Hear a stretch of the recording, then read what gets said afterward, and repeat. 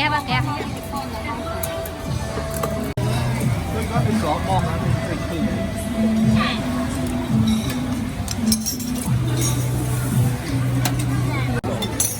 เข้าวัดเข้าอะไรดอกก็ต้องเก็บ สุกจ่อ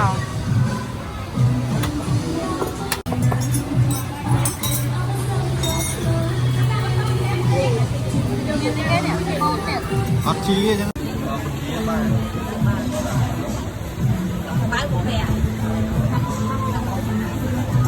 มัน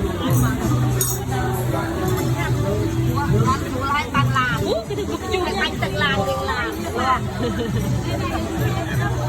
อันเกิดก่อน